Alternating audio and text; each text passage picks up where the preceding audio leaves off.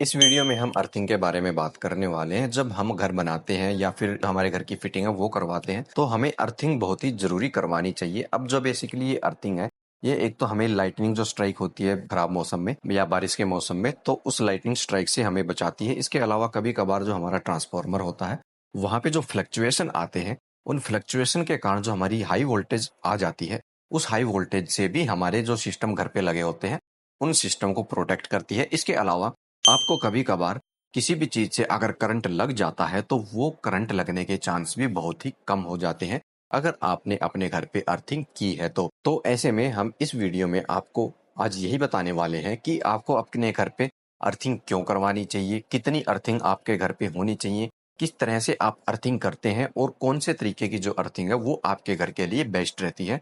तो चलिए शुरू करते हैं अपनी इस वीडियो को और सीखते हैं अर्थिंग के बारे में। आगे बढ़ने से पहले दोस्तों, अगर आपने हमारे चैनल को सब्सक्राइब नहीं किया है तो आप हमारे चैनल को सब्सक्राइब कर सकते हैं ताकि ऐसी ही ढेर सारी जानकारी वाली वीडियो हम आपके लिए लाते रहें। तो चलिए अब देखते हैं अपने टॉपिक को। तो सबसे पहले हम बात करते हैं अर्थिंग के टाइप्स के बारे में। तो नॉर्मली हमें तीन तरह की जो अर्थिंग है वो देखने को मिलती है। एक हमारी पाइप वाली अर्थिंग होती है, एक हमारी प्लेट वाली अर्थिंग होती है, और जो तीसरी अर्थिंग होती है जिसको हम केमिकल अर्थिंग बोलते हैं। इसमें बेसिकली ना हम पाइप यूज करते हैं ना प्लेट यूज करते हैं। इसमें बेसिकली हमारा एक इलेक्ट्रोड होता है, जिस इलेक्ट्रोड की मदद से हम इस अर्थिंग को करते हैं। और हम नॉर्मल मिट्टी नमक की जगह यहाँ पे एक हमारा कंपाउंड आता है जिसको हम केमिकल बोलते हैं, उस कंपाउंड को यहाँ पे फील करते हैं। तो ये तीन तरह की हमारी अर्थिंग हो गई है, पाइप अर्थिंग, प्लेट अर्थिंग और केमिकल अर्थिंग। तो अगर आपको अपने घर पे अर्थिंग करनी है, अगर आप बहुत ही बढ़िया रिजल्ट चाहते हैं, तो जो पुराने जमाने वाली होगी प्लेट अर्थिंग या पाइप अर्थिंग, इसको आप भूल ही जाइए। आपको अपने घर पे सिर्फ केमिकल अर्थिंग ही करनी चाहिए। आगे बढ़ने से पहले दोस्तों हम आपको बता दें, हमने आप सभी के लिए house wiring notes, MST electrician interview E book, AC repairing E book, BMS and electrical engineering E book और इलेक्ट्रिकल ऑपरेशन एंड मेंटेनेंस की कुछ ई बुक बनाई है, जिन ई बुक को खरीद के आप बहुत सारी जानकारी ले सकते हैं। आपको बहुत ही कम कीमत में ये ई बुक हमारे स्टोर से मिल जाएंगी। तो अगर आप इन ई बुक को खरीदना चाहते हैं तो नीचे डिस्क्रिप्शन में दिए गए लिंक से आप जाके इनको खरीद सकते हैं। अब केमिकल अर्थिंग में आपका ज्यादा खर्चा नहीं आने वाला है। ज्यादा से ज्यादा आपको 5,000 से लेके 10,000 के आसपास तक का खर्चा यहाँ पे आ सकता है। अब इसमें आपको एक इलेक्ट्रोड लेना है, इसका एक कंपाउंड आता है, जो एक कंपाउंड का बैग आता है, उसमें लगभग 50 किलो के आसपास कंपाउंड देखने को मिल सकता है। वो कंपाउंड भी हमारा दो तरह का आता है। ये एक हमारा ब्लैक कलर का कंपाउंड आता है, एक ब्राउन कलर का कंपाउंड आता है।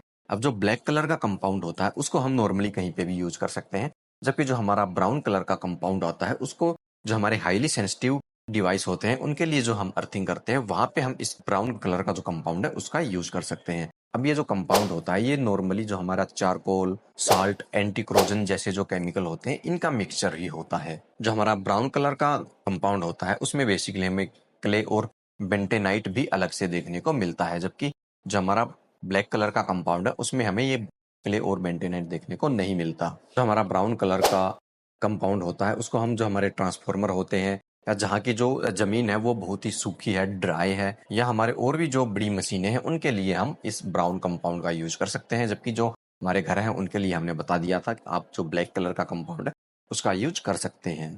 अब देखते हैं बेसिकली आप अपने घर पे अर्थिंग किस तरीके से करेंगे। अगर आप बाहर से करवाना चाहे तो बाहर से करवा सकते हैं, अगर खुद करना चाहे तो खुद भी कर सकते हैं। अब इसके लिए बेसिकली आपको क्या करना है, सबसे पहले आपको एक अर्थ इलेक्ट्रोड जो है वो खरीदना पड़ेगा। अब इस अर्थ इलेक्ट्रोड की जो लंबाई है वो नॉर्मली 3 मीटर के आसपास देखने को मिलती है, तो 3 मीटर का इलेक्ट्रोड आप ले सकते हैं। इसकी जो चौड़ाई यानी रेडियस होता है वो लगभग 2 से 3 इंच का होता है। 2 से 3 इंच का रेडियस वाला इलेक्ट्रोड आप ले सकते हैं। अब इसके लिए आपको फिर नीचे खुदाई करनी होगी जमीन में।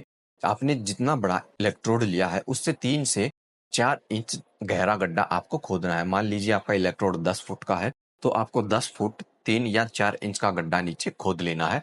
अब इस गड्ढे में आपको ये अर्थ इलेक्ट्रोड जो है वो डालना है, और उसके बाद जो आपने कंपाउंड लिया है उसकी एक लेयर बनानी है। उसके बाद आपकी जो मिट्टी है उसकी एक लेयर बनानी है। उसके बाद फिर से आपको एक जो ये आपका कंपाउंड है उसकी एक लेयर बनानी है। ये 2-2 3-3 इंच की लेयर आप बना सकते हैं, और ऐसे लेयर बाय लेयर करके आप ऊपर तक इस गड्ढे को पूरा भर सकते हैं। उसके बाद इसमें आप पानी डाल सकते हैं। उसके बाद यहाँ पे आप इसके चारों तरफ इसकी जो पिट है वो बना सकते हैं ताकि इसमें कोई भी कचरा ना जाए और ऊपर से आप इसको ढक सके। और उसके बाद जो ये यहाँ पे अर्थ इलेक्ट्रोड होता है, उसका जो ऊपर वाला सिरा बचता है, इस पे आप जो आपकी अर्थ वायरिंग है या जो आपके घर से होती हुई मेन अर्थ वायर आ रही है, वो यहाँ पे आप इसको कनेक्ट कर सकते हैं। अब इसके लिए आप 6 स्क्वायर एमएम से 10 स्क्वायर एमएम की जो कॉपर की वायर होती है, उसका यूज कर सकते हैं। या फिर आप इसके लिए जीआई की जो स्ट्रिप है वो यूज करना चाहें, तो वो जीआई की स्ट्रिप जो है लगभग 25 एमएम चौड़ी और 2 से 3 एमएम की थिकनेस वाली जो स्ट्रिप है वो यहाँ पे आप यूज कर सकते हैं। इसके रेजिस्टेंस की बात की जाए तो रेजिस्टेंस कितना होना चाहिए, तो बेसिकली इसका रेजिस्टेंस आप कोशिश करिए 3 ओम से नीचे ही रहे।